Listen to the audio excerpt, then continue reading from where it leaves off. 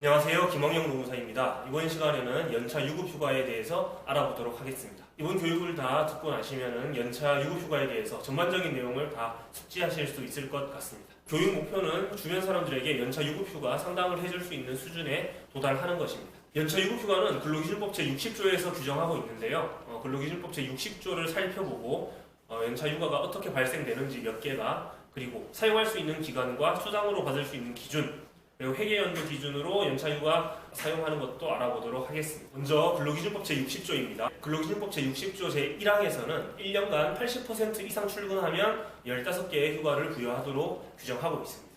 1년에 80% 이상 출근하는 것은 웬만하면 다 충족됩니다. 특별히 결근을 많이 한다거나 개인 사유로 휴직을 오래 한다거나 하면 안 되겠지만, 보통의 경우 80%는 다 넘기 때문에 간략하게 생각하시면은 1년에 15개다. 근로기준법 제60조 제1항에서는 1년에 15개를 휴가를 부여하도록 하고 있다. 이렇게 생각하시면 될 것 같습니다. 자, 다음 근로기준법 제60조 제2항. 2항에서는 1년 미만일 때, 근속기간이 1년 미만일 때는 1개월에 1개, 1개월 만인근하면 1개의 연차 유급휴가를 부여하도록 하고 있습니다. 그리고 2항에서도 80% 미만일 때는 또 마찬가지로 1개월에 1개 이렇게 주도록 되어 있는데, 그것도 예외적인 상황이니까 배제하고 간단하게 생각해보면 1년이 안 되었을 때는 근속기간이 1개월에 1개씩 준다라고 규정하고 있습니다. 1개월에 1개씩 주는 게 다 합치면 11개예요. 왜 1년이 12달인데 11개밖에 안 주지? 라고 생각할 수 있지만, 한번 그림을 보시면은 이게 딱 1년이라고 했을 때 1년 이렇게 한 달 가다가 마지막 11달, 11개월째가 여기 있어요. 11개월까지 이렇게 쭉 다 하나씩 나오다가 11개월까지 11개가 나왔습니다. 그리고 마지막 한 달을 더하면은 12개가 되는 게 아니라 마지막 한 달을 더하면 딱 1년이 되죠. 1년이 되면 이 15개로 가기 때문에 11개만 발생합니다. 자, 다음 근로기준법 제60조 제3항입니다. 3항에는 지금 현재 내용이 없어요. 이렇게 찾아보시면은 이렇게 삭제라고 되어 있습니다. 삭제라고 되어 있는데, 이게 그 문제되는 그 조항이에요. 이 3항이 삭제되면서 연차가 26개로 늘었다, 이렇게 이해를 하시면 될 것 같습니다. 무슨 내용이냐면, 이 3항에는 예전에 어떻게 규정되어 있었냐면 1년에 연차가 15개인데 이 15개는 11개, 이걸 포함한 15개다. 11 더하기 4 해서 15개인 거다 라는 내용이었어요. 그런데 이 내용이 사라지니까 이거 따로 별개로 다 발생하는 거예요. 그러면은 예전에는 11 더하기 4 해서 15였다면 이제는 26인 거예요. 왜? 11 더하기 15. 그래서 연차휴가가 26개로 늘었다, 이런 얘기가 나오는 겁니다. 다음으로 연차휴가 발생 기준에 대해서 알아보도록 하겠습니다. 보시면 아까 전에 공부했듯이 11개월 개근하면은 몇 개죠? 11개입니다.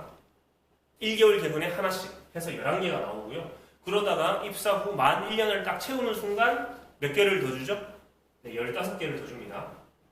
그럼 누적 26. 자, 만 2년을 딱 채우면 몇 개를 줄까요? 또 15개를 더 줍니다. 그럼 누적 41. 만 3년을 채우면은 1년마다 15개씩 더 주는 거예요. 그럼 또 15개를 더 줍니다. 그러면은 누적 56.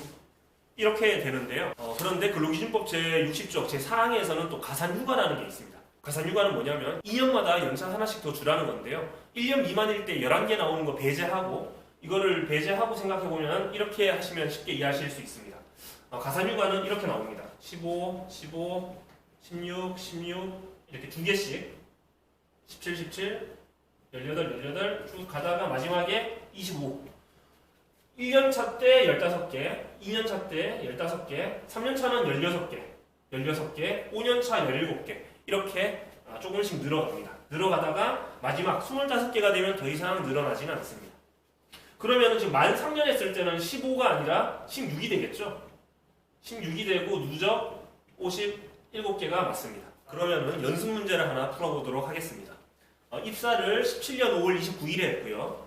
퇴사는 20년 2월 27일에 했습니다. 이 사람 퇴사할 때까지 연차 몇 개 발생했는지를 한번 풀어보도록 하겠습니다. 일단 이런 거 하실 때 그냥 기계적으로 쓰세요. 17년 입사일을 일단 기계적으로 씁니다. 그리고 나서 1년씩 끊어서 써주시면 돼요. 1년씩. 이때부터 1년을 하면은 계산하는 방법이 연도를 하나 올립니다. 17년에서 18년. 그리고 날짜를 하나 줄이세요. 5월 28일. 이렇게 하면은 이게 딱 1년이에요. 이게 만 1년. 이렇게 기계적으로 쓰세요. 그럼 이 밑에 다시 이제 다음 날부터 5월 29일부터 또 기계적으로 쓰면은 19년 5월 28일이 되겠죠. 밑에 또 쓰세요. 19년 5월 29일부터 20년 5월 28일. 그런데 쓰실 때 쓰다 보면은 지금 퇴사일보다 더 넘어갔죠. 그러면은 마지막을 고쳐주세요. 퇴사일로 2월 27일. 그럼 1년차 때 연차가 몇 개죠? 1년차 때 그 1개월 미만일 때 11개 나오는 거랑 1년 딱 채웠을 때 15개 받는 거 합쳐서 이 26개죠. 그리고 2년차 때 15개. 3년차 때 하려고 보니까 딱 1년이 안 되죠, 이건 만 1년이 안 됩니다. 만 1년이 안 되면 짤 없어요. 그냥 0개. 연차휴가는 무조건 딱 1년이 차야 돼요. 1년 일한 것과 1년 11개월 일한 거 똑같아요. 딱 1년이, 마지막 1년이 이게 차야지 연차가 더 발생합니다. 그래서 짤 없이 0개. 하면 이게 합계 41가 발생했죠. 그런데 이 사람은 너무 아쉬워요. 지금 입사일이 17년 5월 29일이죠. 딱 이 사람들이 마지막 그 혜택을 못 받는 사람들입니다. 17년 5월 30일 입사자부터 그 1년에 26개. 이게 적용이 되는 거예요. 이 사람은 이게 적용이 안 됩니다. 그 사망이 삭제되지 않고 살아있었던 사람이에요. 그러면은 1년차 때 26개가 아니고 11개 포함해서 15개이기 때문에 그냥 15 이렇게 됩니다. 그러면 합계도 30개가 되겠죠. 이 사람 다음 날부터 입사한 사람들은 다 이제 26개를 적용받을 수 있습니다. 자, 이번에는 여러분들이 직접 연습 문제 하나 풀어보도록 하겠습니다. 영상으로 보시는 분들은 일시정지 눌렀다가 반드시 다 풀어보고 재생을 눌러주세요. 자, 다 계산하셨나요? 며칠이 나오죠? 저랑 한번 풀어보도록 하겠습니다. 먼저 어떻게 해야 되죠? 기계적으로 쓰세요. 입사일을 일단 쓰시고 1년씩 끊어서 써줍니다. 1년 끊으면 18년 5월 며칠이죠? 네, 29일. 밑에는 또 다음 날부터 19년 5월 29일이라고 써야 되는데 지금 퇴사일이 28일이죠. 어쨌든 하루 차이라도 퇴사일이 빠르기 때문에 퇴사일을 써줍니다. 이렇게 하면 이 사람 1년차 때 휴가 몇 개죠? 이 사람부터는 이제 26개가 맞아요. 26개. 그리고 이제 2년 때 몇 개죠? 15개. 이렇게 하면 틀렸죠. 왜냐? 하루 차이로 모자라요. 이 사람이 퇴사일이 5월 29일이면은 딱 하루만 더 일했으면 15개를 더 받습니다. 하지만 지금 퇴사일이 28일이 되면서 이게 365일이 아니고 364일이 되는 거예요. 그러면은 이 15개 통으로 못 받습니다. 0개. 그래서 합계 26개가 정답입니다. 계산을 해보니까 이렇게 하루 차이로 연차가 15개가 더 생기고 못 받기도 하고 그렇게 되죠. 그래서 퇴사일은 정확하게 계산을 잘 해야 합니다. 다음으로 이제 휴가 사용할 수 있는 기간과 수당으로 받을 수 있는 기간도 알아보도록 하겠습니다. 휴가 이제 몇 개씩 나오는지는 다들 계산하실 수 있겠죠? 어려울 거 없습니다. 그냥 기계적으로 1년씩 끊어서 쓴 다음에 1년당 몇 개씩 나오는지 그걸 계산하시면 됩니다. 여기 제가 미리 적어놨는데요. 연차휴가는 기본적으로 1년씩 사용할 수 있습니다. 1년씩 발생한 때로부터 1년간 사용하고 다 사용하지 못하면 이제 수당으로 받을 수 있는데 미사용 수당으로 받을 수 있는 기간은 3년. 3년이 지나면 이제 소멸시효가 끝나서 더 이상 내가 받을 수 있는 권리는 없어요. 17년 8월 13일 입사자 기준으로 계산을 해봤습니다. 퇴사는 20년 3월 31일. 마지막 3년차 때는 1년이 안 되기 때문에 0개. 아까 배웠던 거고요. 보시면 첫 번째 1년 17년 8월 13일부터 딱 1년 되는 날은 18년 8월 12일 해서 15개가 나왔고요. 이거는 다음 날, 바로 다음 날이죠. 다음 날부터 이제 1년, 딱 1년이에요, 이게. 1년 동안 사용할 수 있습니다. 1년이 딱 지나면 또 바로 다음 날입니다. 이거는 바로 다음 날. 1년이 지나면 이제 수당으로 받을 수 있는 기간이 이거는 3년입니다. 3년 계산하는 것도 똑같아요. 그냥 19에다가 3을 더해요. 그럼 22죠. 그리고 날짜는 하루를 줄입니다.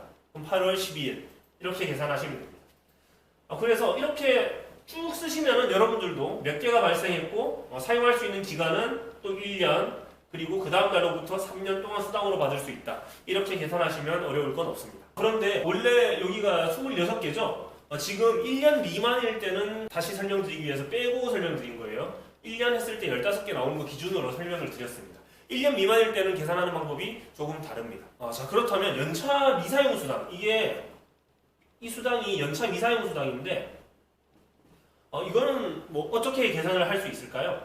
지금 보시면 이게 1년 동안 사용할 수 있고 또 3년 동안 수당으로 받을 수 있기 때문에 등장하는 연도를 보면 17년부터 22년까지 등장해요. 그러면 언제 시급으로 계산해야 되는지 애매할 수 있습니다. 일단 연차 미사용 수당은 시급 곱하기 1일 근무시간, 소정근로시간을 써주시면 됩니다. 이렇게 곱하면 됩니다. 이 곱할 때 이 시급을 도대체 17년 기준으로 하는 거냐, 18년이냐, 19년이냐, 22년이냐, 이게 헷갈릴 수 있잖아요. 이 시급은 휴가를 마지막으로 사용할 수 있던 달 기준입니다. 마지막으로 사용할 수 있었던 달은 19년 8월이죠. 네, 19년 8월 시급 기준으로 여기에 수당은 19년 8월 시급 기준으로 책정이 돼야 되는 거예요. 그렇다면 이 수당은 20년 8월 기준으로 해야 되는 겁니다. 자, 다음으로 아까 빼놓은 1년 미만일 때 11개 나오는 거. 이거는 언제까지 사용할 수 있고 수당으로 전환은 언제 되는 거냐. 이게 법이 개정이 되었어요. 시행일이 2020년 3월 31일입니다. 개정이 되어서 좀 더 계산이 편해졌어요. 예전에는 어땠냐면 이게 1년이라고 했을 때 한 달 하면은 이때 휴가가 하나 발생하잖아요. 이 휴가는 1년 동안 쓸 수 있고 또 요거 지나면은 이제 수당으로 3년 동안 받을 수 있는 거예요. 또 한 달 하면 또 하나죠. 이것도 또 1년 동안 쓸 수 있고 이래서 이 각각의 한 개의 휴가들이 사용할 수 있는 기간이 다 달랐죠. 그 자체부터 1년씩이니까. 그런데 이게 개정이 되어서 쉽게 좀 개정이 되었습니다. 이렇게 1년일 때 한 달 하면 하나가 나오죠. 요거는 요때까지 쓰는 거예요.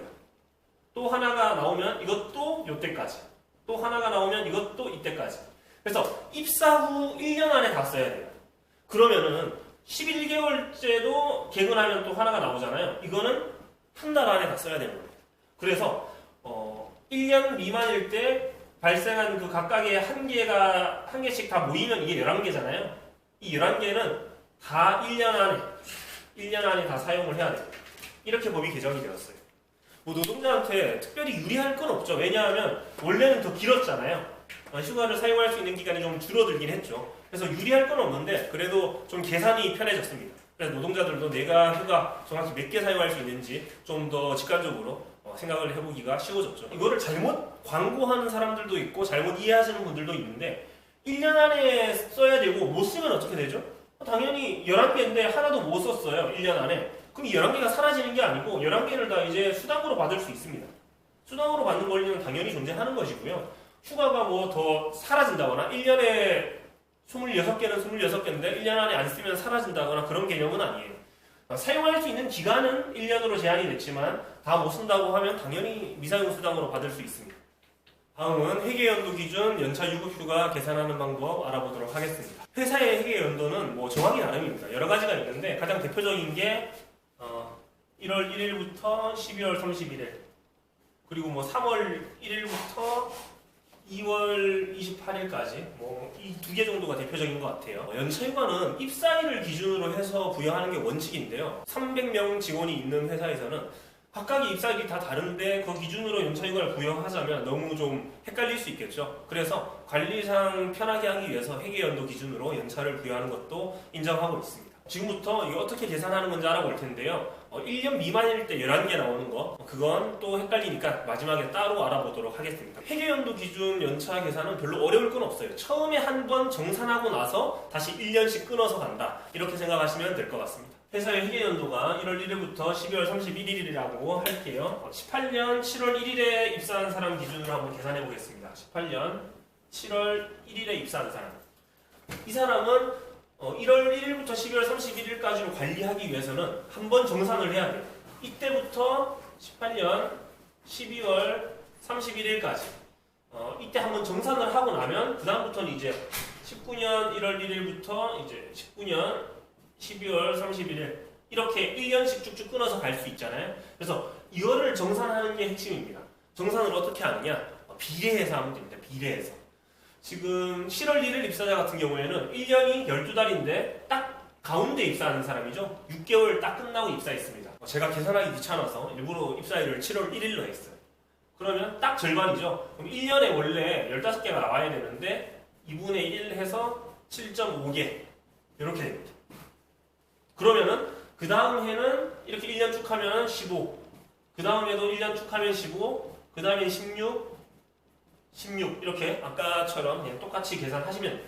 이게 2분의 1이 어떻게 나온 거냐면 15 곱하기 365분의 근속일수 이렇게 하면 돼요. 이게 중간 정산하는 방법입니다. 이게 지금 7월 1일 입사자 같은 경우에는 2분의 1이 되는 거고요. 그럼 이렇게 계산하면 이제 회사에서는 신입사원들 입사일이 뭐 언제든지 간에 한 번 정산을 하고 나면은 그 다음부터는 다 똑같이 이렇게 1년씩 끊어서 계산을 할 수가 있습니다. 통합적으로 관리할 수 있는 거죠. 그렇다면 1년 미만일 때 나오는 11개는 어떻게 되는 걸까요? 이건 그냥 똑같이 계산하시면 돼요. 18년 7월 1일에 입사한 사람은 딱 1년 되는 날이 언제죠? 19년 6월 30일. 이때까지 1년이 될 때까지 이 11개를 다 사용하면 됩니다. 그게 다예요.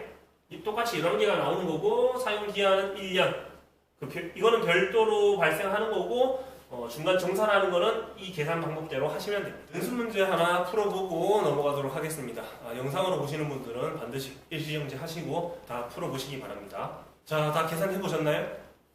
네, 저랑 같이 한번 풀어보도록 하겠습니다. 먼저 정산을 해야 되죠? 중간에 입사했으니까 3월 1일부터 17년 12월 31일까지 정산을 해야 됩니다. 이거 어떻게 하죠? 15일 곱하기 15 곱하기 365분의 이 사람 며칠 일한 거예요? 1, 2월 빼면 되죠. 365에서 빼면은 제가 계산을 해왔습니다. 306 이렇게 계산하시면 돼요. 이게 몇 개냐? 12.5 그럼 이렇게 정산 한번 들어가면 12.5개가 됩니다. 그럼 그 다음부터는 어떻게 하죠? 18년 1월 1일, 18년 12월 31일 1년씩 끊어서 쓰시면 돼요. 여기에는 퇴사일이 2월 17일이니까 퇴사일 적어줍니다. 이렇게 하면 여기 몇 개죠? 처음에 정산 한번 한 거 따로 빼고 15, 15, 16 근데 16이 1년이 안 되니까 빼서 0 이 사람 연차 몇 개 나왔습니까? 30개에 42.5가 되죠.